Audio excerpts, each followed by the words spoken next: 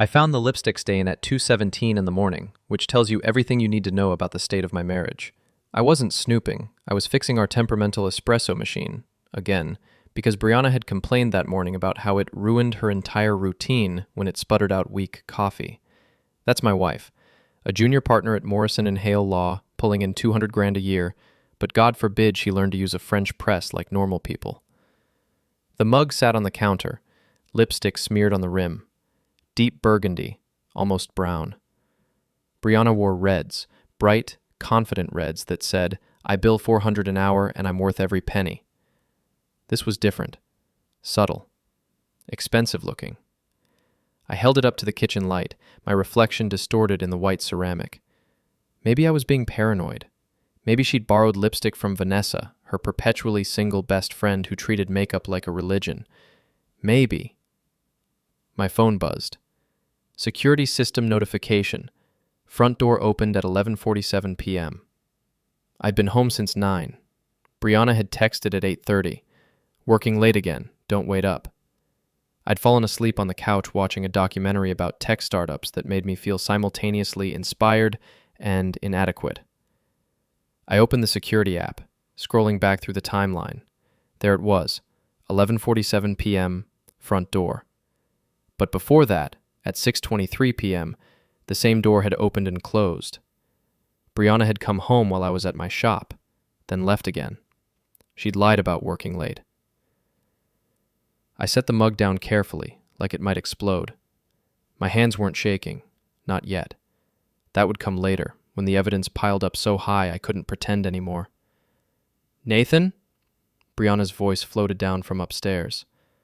"Are you seriously making noise at 2 in the morning?" I looked at the espresso machine, half disassembled on the counter. "Just fixing your coffee situation. Go back to sleep." Silence, then footsteps on the stairs. She appeared in the kitchen doorway wearing one of my old college t-shirts and nothing else, her dark hair messy in that way that used to make my heart skip. Now it just made me notice she'd showered before bed. Her hair had been dry when she came home from work. "You didn't have it." That's not weird, that's devoted. Possibly stupid, but definitely devoted. "I'm going back to bed." She turned, then paused. "Are you coming up?" "In a bit.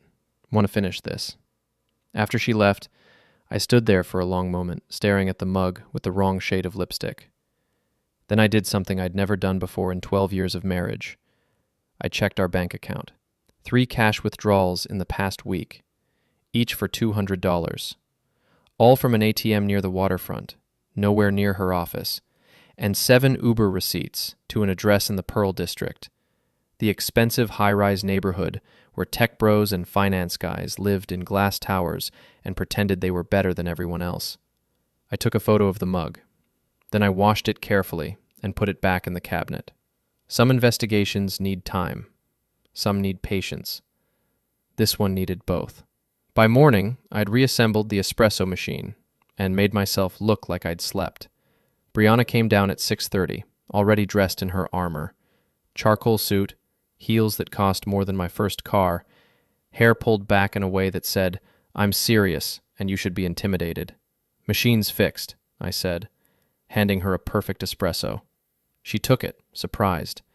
"You actually got it working?" "That's what I do. Fix things," I smiled. "It's literally my job."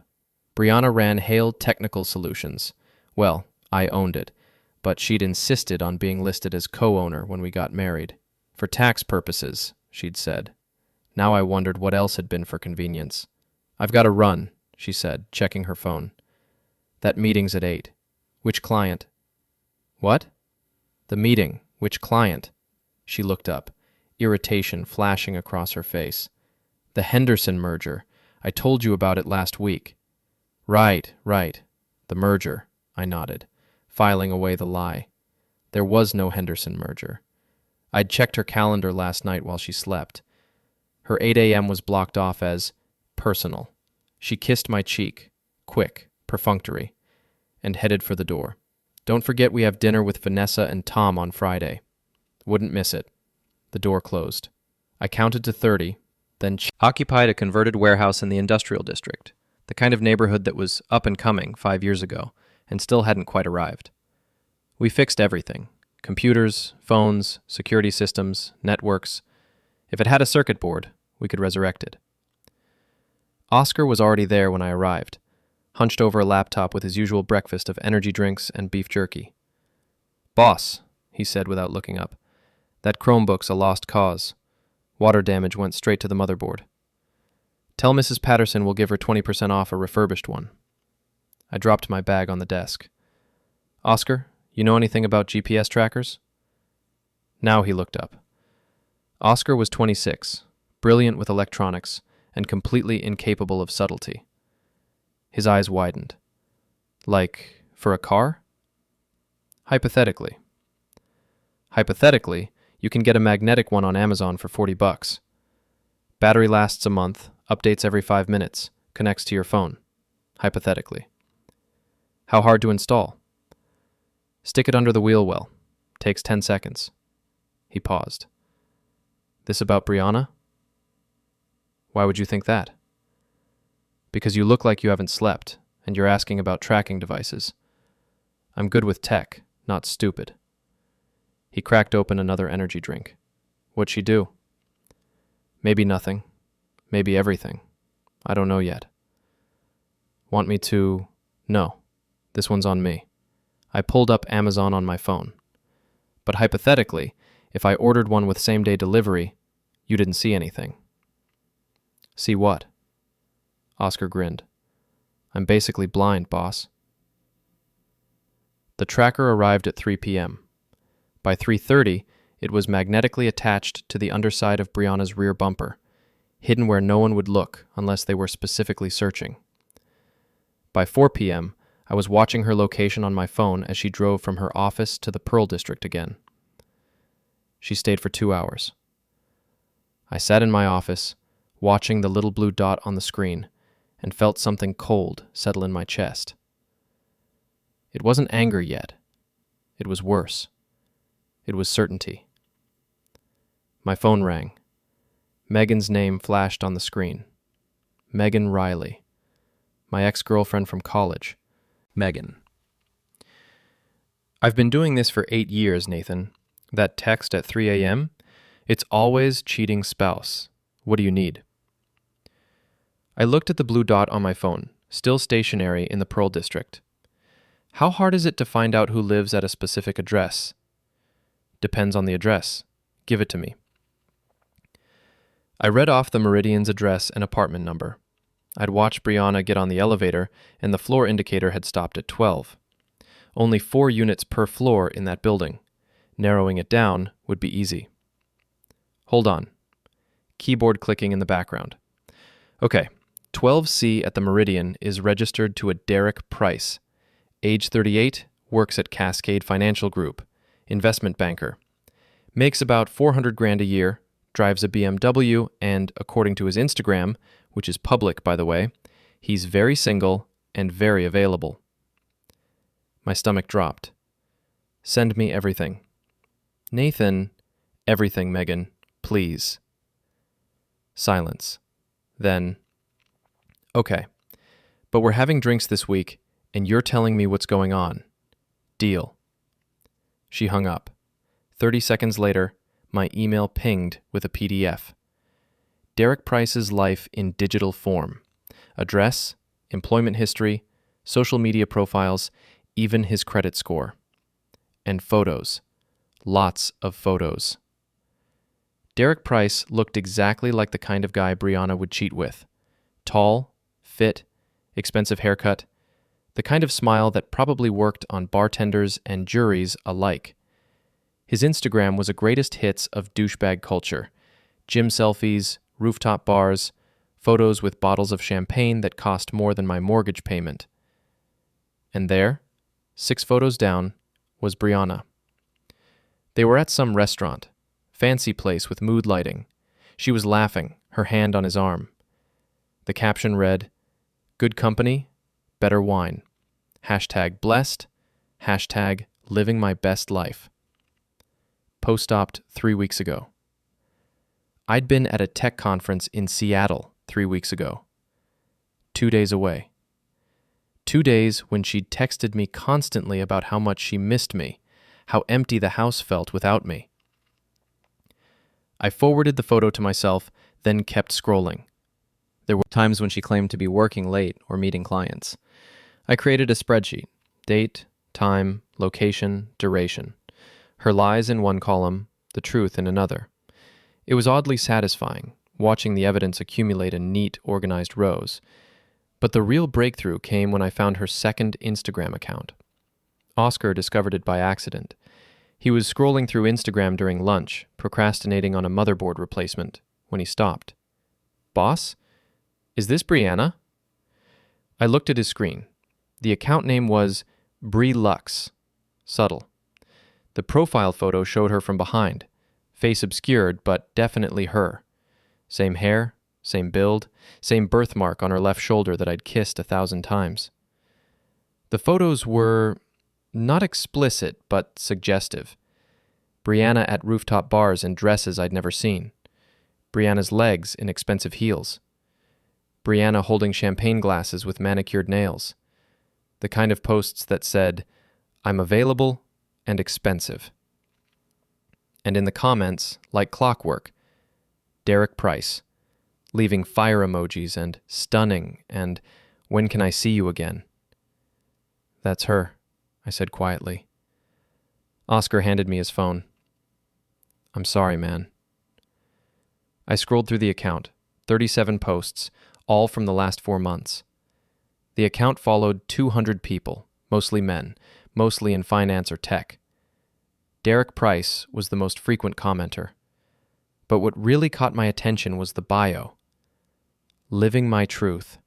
No regrets. DM for collabs." Collabs. Like she was an influencer, not a married woman having an affair. I took screenshots of everything, then handed Oscar his phone back. "Thanks for showing me." "What are you going to do?" Good question.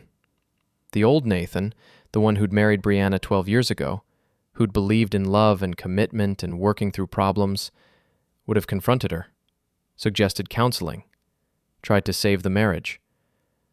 But that Nathan had died somewhere between the lipstick stain and the Instagram account. The new Nathan, the one currently occupying my body, wanted something different. The new Nathan wanted revenge. That night, I did something petty and detailed, itemized list of every single thing Brianna had borrowed from me over the years and never returned or repaid. $2,400. Half of security deposit for our first apartment. I paid full amount. $8,500. Student loan payment, 2019, that you forgot to pay me back for. $1,200. Your car insurance deductible after you rear-ended that Honda. $3,400. Emergency dental work, 2020, $450. Those concert tickets you bought for Vanessa's birthday on my credit card, $2,100.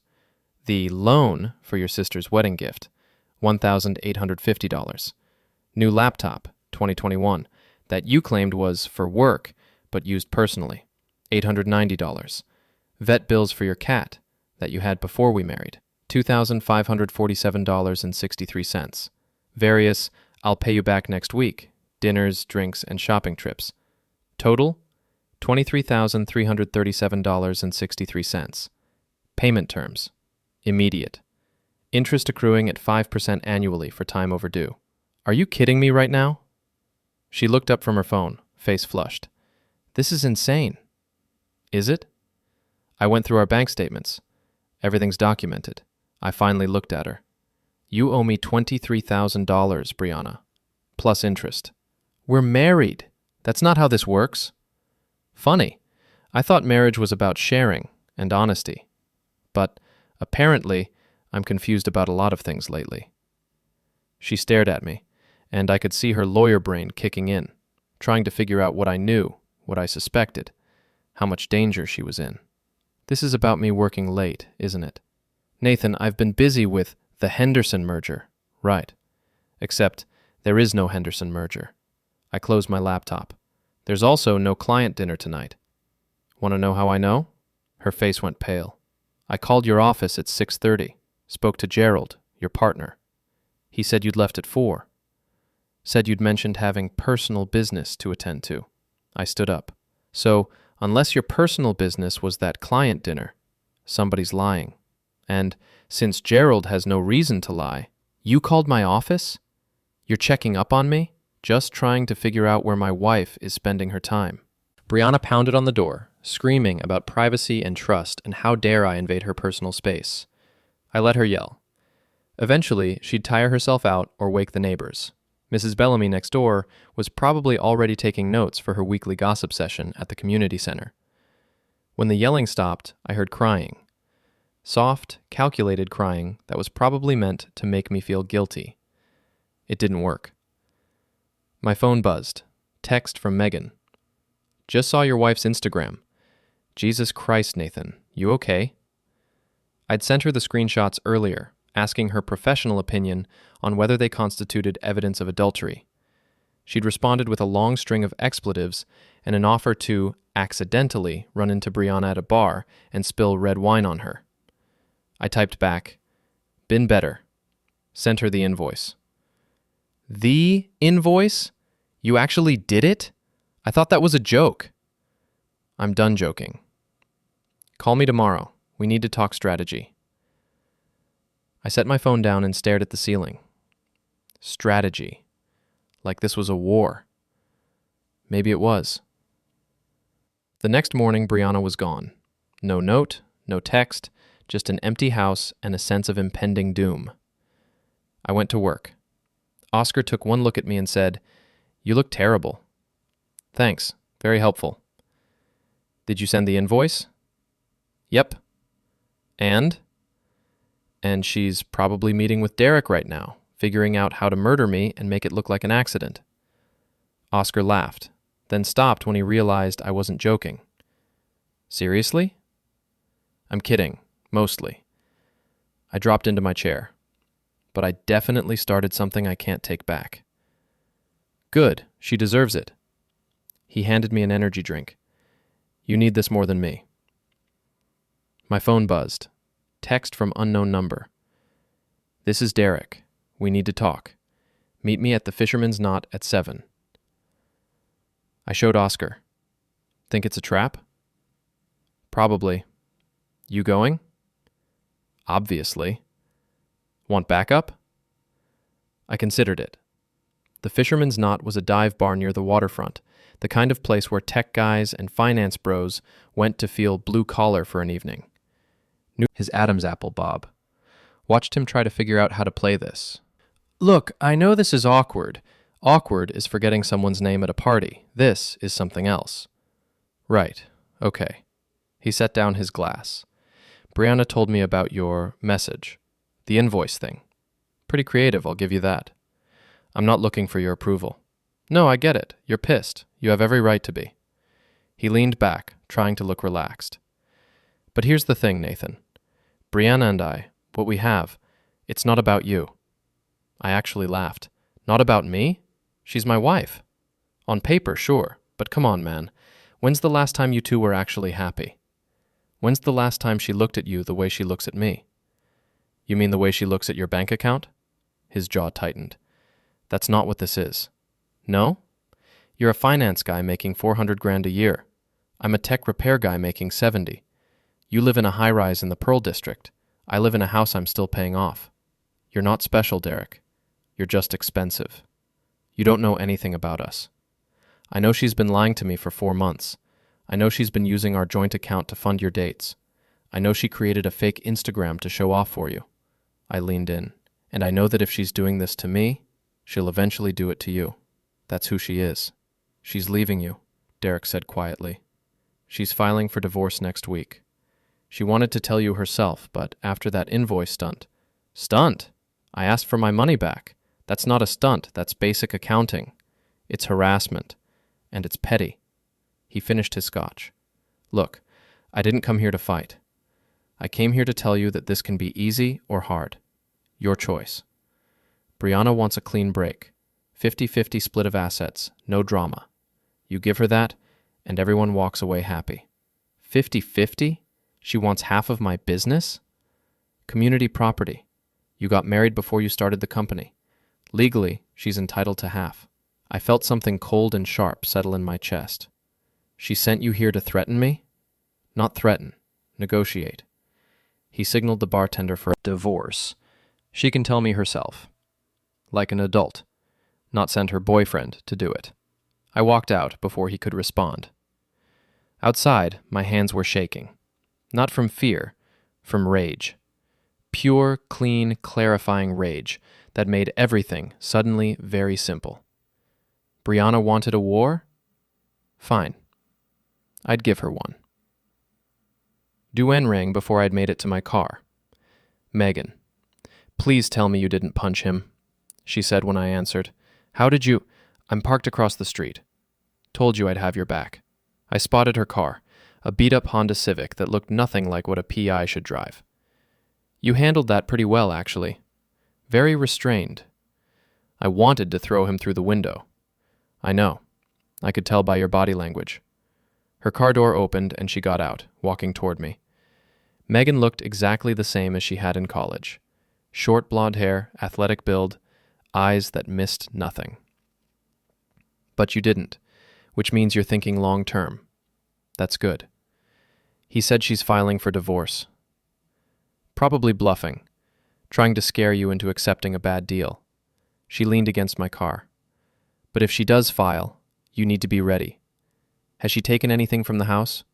Documents, valuables? Not that I've noticed. Check tonight. And tomorrow, you're opening a separate bank account. Move half of everything into it before she can drain the joint account. Is that legal? It's protective. Big difference. She pulled out her phone. I'm also going to do a deep dive on Derek Price. Find out if he has any skeletons worth rattling. Megan, you don't have to. Yes, I do. You're my friend, Nathan. And Brianna's a cheating snake who deserves whatever's coming to her. She smiled. Besides, I always hated her. She treated you like an accessory, not a partner. You could have mentioned that before I married her. Would you have listened? Fair point. Go home, Megan said. Document everything. And Nathan, don't do anything stupid. Let me handle the investigative work. You focus on protecting your assets. What are you going to do? My tell. I didn't send him. He went on his own. Because he's such a stand-up guy?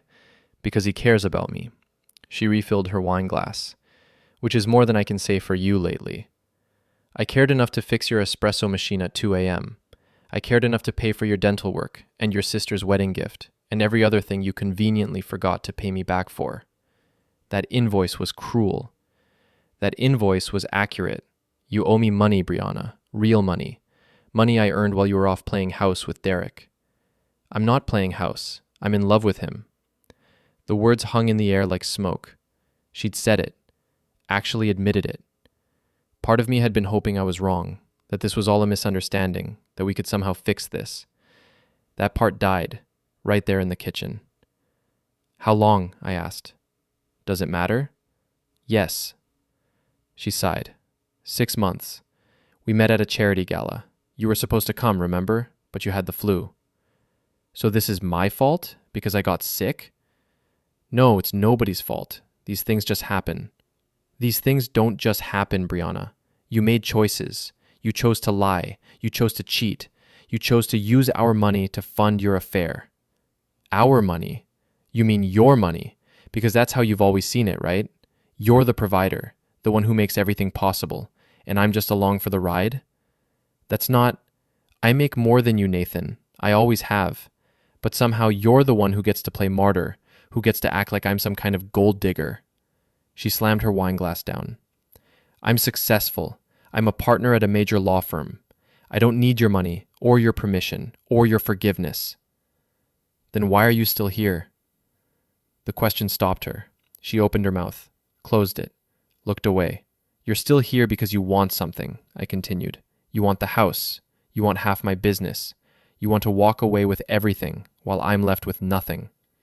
I want what I'm entitled to. You're entitled to nothing. You cheated. You lied. You broke our marriage. Prove it. I smiled. Actually smiled. Oh, Brianna, I can prove it. Moment she realized I wasn't bluffing. Saw the calculation in her eyes as she weighed her options. Fine, she said finally. I'll go. But Nathan, this isn't over. Not by a long shot. I'm counting on it. She went upstairs. I heard drawers opening, closet doors slamming. 20 minutes later, she came down with a suitcase and her laptop bag. At the door, she turned. You're going to regret this. Probably. But not as much as you will. She left. The door closed. And I stood there in my empty house, feeling simultaneously victorious and hollow. My phone buzzed. Text from Oscar. You alive? Barely. She's gone. To Derek's? Yep. Good. Now the real fun begins. He had no idea how right he was. The next morning, I opened a new bank account and transferred exactly half of our joint savings, $42,000. Then I changed the locks on the house, canceled Brianna's credit cards that were linked to my accounts, and called our insurance company to remove her from my car insurance. Megan called at noon. You've been busy. How did you... I'm monitoring your accounts. Professional courtesy. She sounded amused. Smart moves. All of them. Very strategic. I'm learning from the best. What did you find on Derek? Oh, Nathan, you're going to love this. Papers rustling in the background. Derek Price isn't quite the successful finance bro he pretends to be. His company's currently under investigation by the SEC for insider trading. Nothing proven yet, but there's smoke. Lots of smoke. Can we use that? Maybe. But here's the better part. Derek's engaged. I almost dropped my phone. What? Well, was engaged. To a woman named Jennifer Hartley, marketing executive, lives in Boston. They were supposed to get married in September, but she called it off 3 weeks ago. Want to guess why?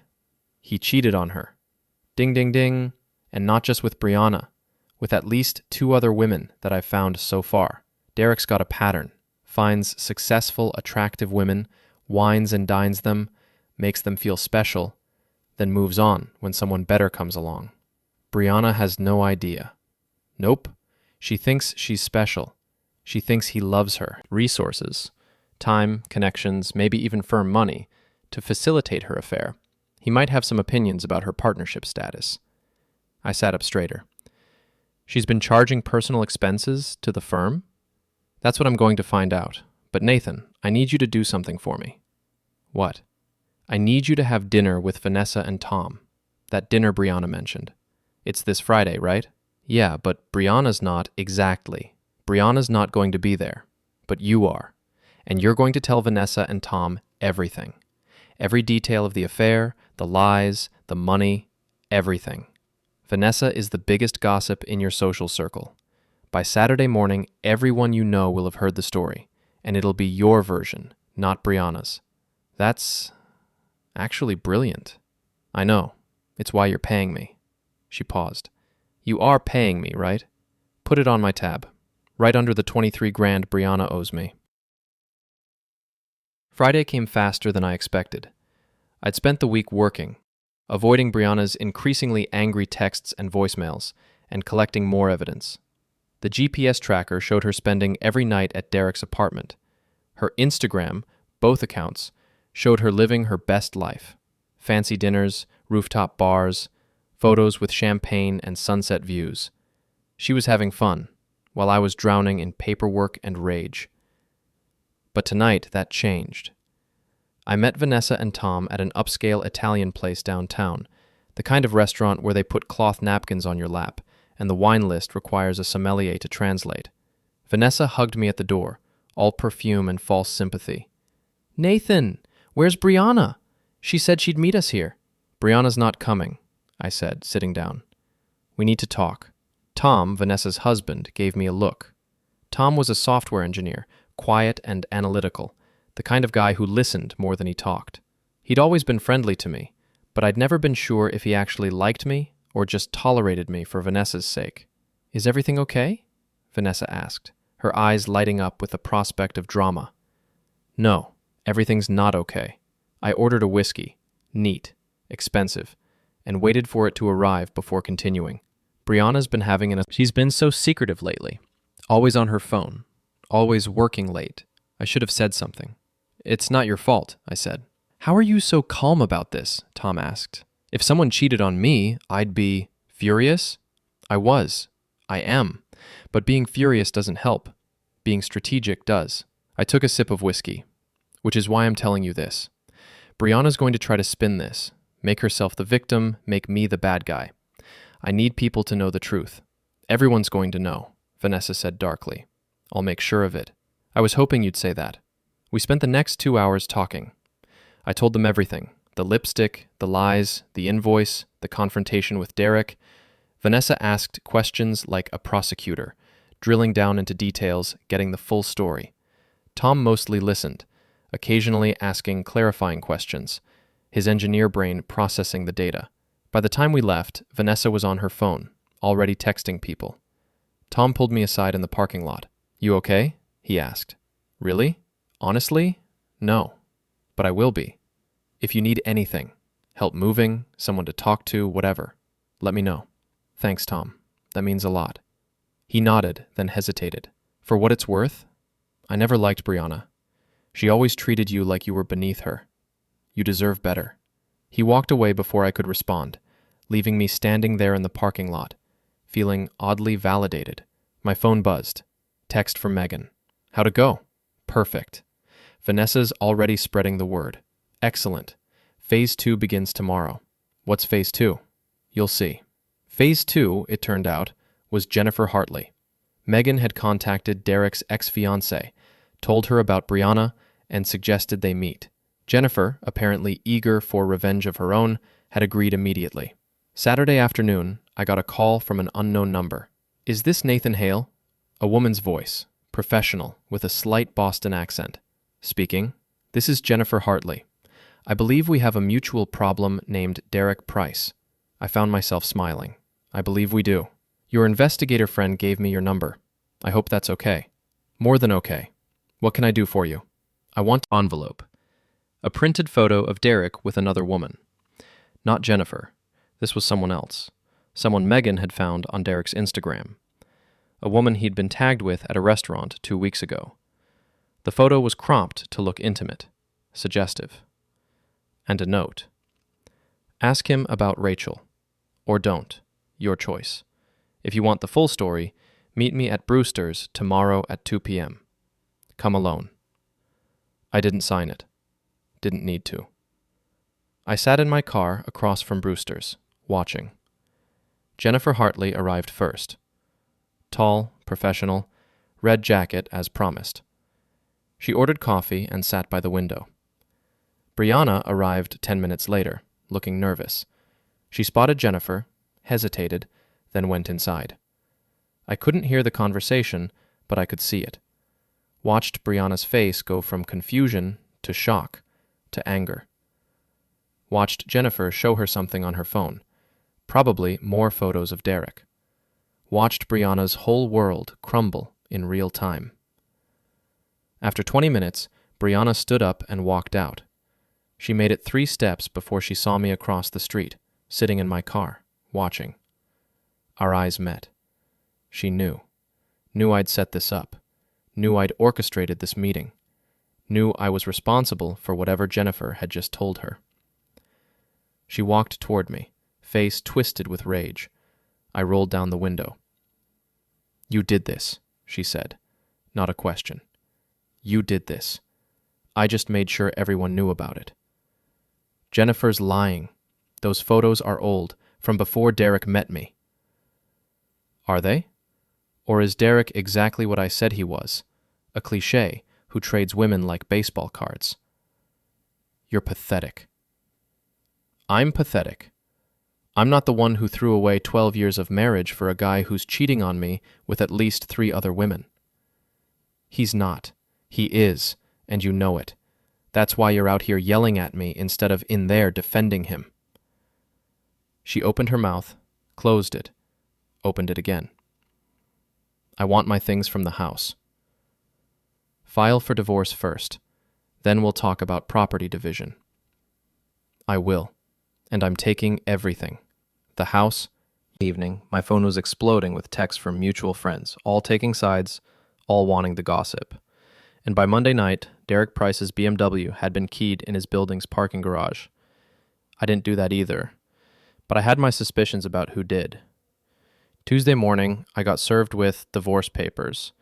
The process server showed up at my shop at 9 a.m., handed me a manila envelope, and left before I could even react. Oscar watched from his workbench, energy drink halfway to his mouth. "That what I think it is?" he asked. I opened the envelope. Petition for dissolution of marriage. Brianna was asking for the house, half my business, alimony, and attorney's fees. "Yeah," I said. "It's on." "You got a lawyer?" "Not yet, but I'm about to." I called Megan. She answered on the first ring. "She filed," I said. "I know. I've been monitoring the court system. Her attorney's Richard Caldwell. Expensive, aggressive, specializes in high-asset divorces." Papers rustling. "But here's the thing. He's also representing her pro bono." "Why would he do that?" "Because he's sleeping with her." I actually laughed. "You're kidding." "Nope. Richard Caldwell, age 52, divorced twice, known for sleeping with clients. Met Brianna at a bar association event last year. They've been having an affair for, wait for it, 8 months. Before Derek? Concurrent with Derek. Your wife's been busier than we thought." I sat down. "So she's cheating on her affair partner with her divorce attorney?" "Looks like it, which means Derek doesn't know about Richard, and Richard probably doesn't know about Derek. Or if he does, he doesn't care because he's getting paid in other ways." "This is insane." "This is leverage." Megan sounded gleeful. "Because if Richard's sleeping with his client, that's a massive ethics violation. He could be disbarred, which means you can use that to force Brianna into a better settlement." "How do we prove it?" "Already working on it. Give me 48 hours. 48 hours later, I had photos of Brianna and Richard Caldwell having dinner at an expensive restaurant, photos of them entering his apartment building together, photos of her leaving the next morning, committing malpractice by representing her while having a sexual relationship with her. That's grounds for disbarment. But if we expose that now, he'll withdraw from the case, she'll get a new attorney, and we'll lose our leverage. So what do? We let him dig his own grave. We respond to the divorce petition with our own demands. You keep the house, you keep the business, she gets nothing. He'll reject it, of course. He'll come back with something aggressive and unreasonable. And then, when we're in mediation or in front of a judge, we drop the bomb about their affair. Won't that make me look vindictive? No. It'll make you look like someone who's protecting himself from a corrupt legal process. Big difference. She smiled. "Trust me, Mr. Hale. I've been doing this for 20 years. Your wife picked the wrong person to cross." The next 2 weeks were a blur of legal paperwork, depositions, and increasingly hostile text messages from Brianna. She'd moved in with Richard Caldwell. Apparently, Derek had kicked her out after finding out about the attorney. Karma was working overtime. Vanessa kept me updated on the social fallout. Brianna had been fired from her law firm after the ethics investigation confirmed she'd been misusing firm resources. Her friends had abandoned her one by one as the truth came out. Even her sister had stopped returning her calls. "She's toxic," Vanessa told me over coffee. "Everyone knows what she did. Nobody wants to be associated with her." "Good," I said, and I meant it. But the real blow came from an unexpected source. Mrs. Bellamy. My elderly neighbor called me on a Wednesday afternoon, her voice shaking with excitement. "Nathan, dear, you need to come home right now." "Why? What's wrong?" "Nothing's wrong. Something's very right. Just come home." I drove home to find Mrs. Bellamy standing in her front yard with 2 police officers. Brianna's car was parked in my driveway, illegally, since I'd had her removed from the title, and the front door of my house was open. "She tried to break in," Mrs. Bellamy said triumphantly. "I saw her using some kind of tool on the lock, called the police immediately." Entering wasn't a great headline for someone trying to rebuild their career. Richard Caldwell withdrew from her case the next day. Apparently, even he had limits. Brianna was forced to hire a public defender for the criminal case and a bargain basement attorney for the divorce. Neither was particularly good.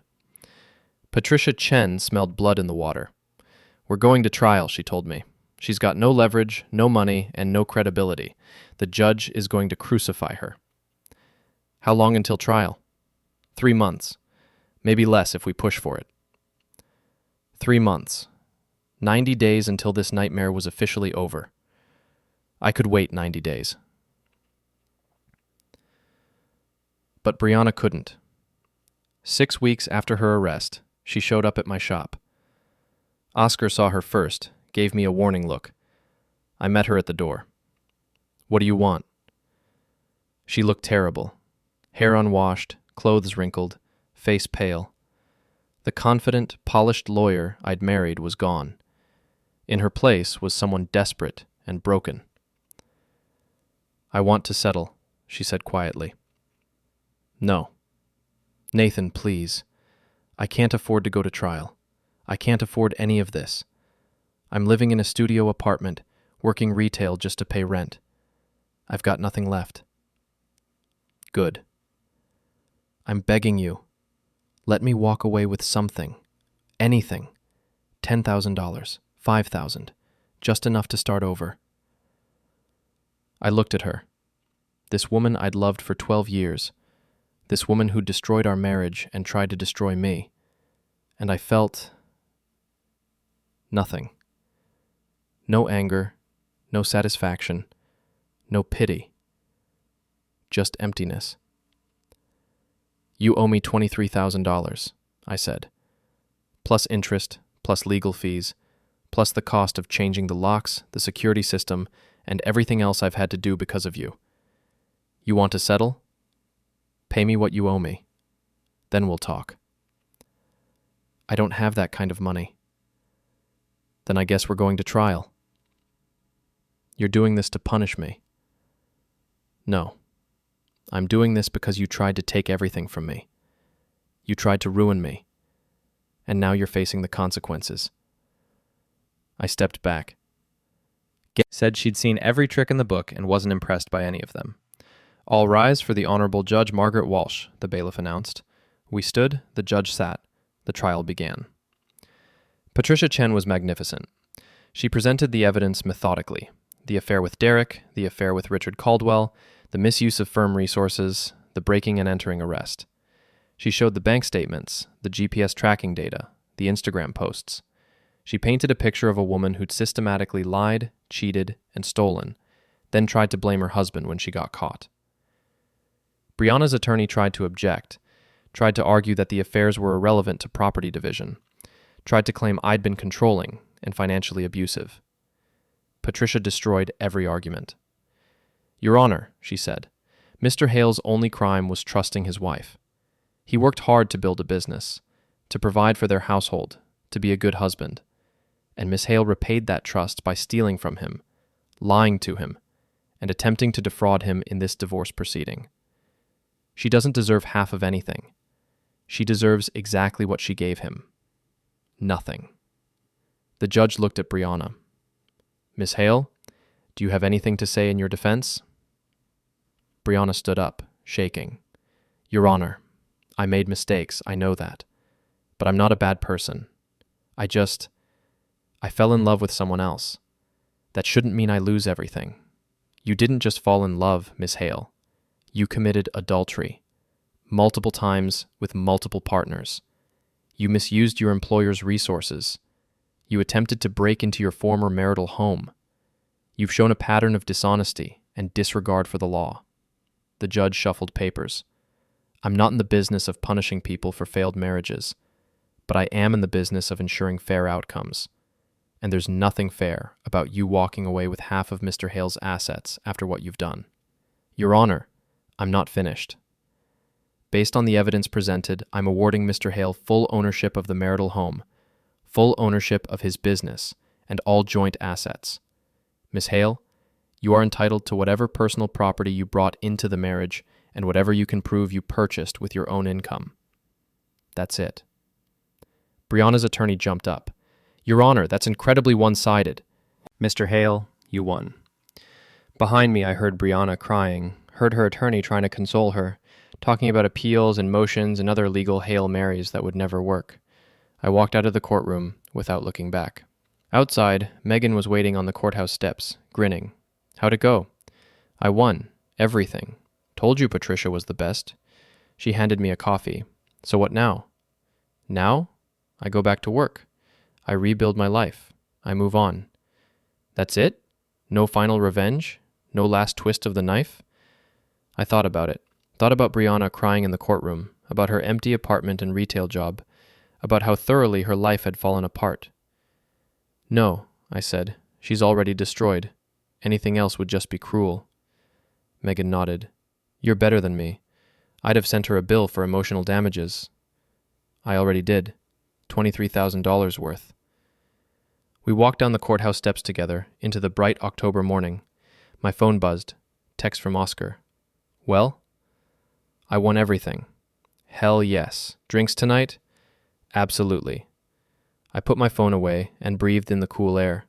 Somewhere behind me, Brianna was probably still in the courtroom, still crying, still trying to figure out how her life had gone so wrong. I didn't care. I'd spent months being angry, being strategic, being vengeful. I'd tracked her movements, exposed her lies, systematically dismantled her life. I'd turned her friends against her, gotten her fired, ensured that everyone knew exactly what she'd done. And now, standing on the courthouse steps with a judgment in my favor, I felt free. The invoice had been paid in full. 3 weeks later, I got a check in the mail. $23,337.63 from Brianna.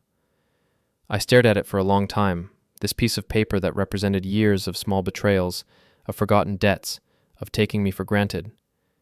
Then I deposited it and used the money to expand my business, hired 2 new techs, bought new equipment, opened a second location across town, turned my anger into something productive.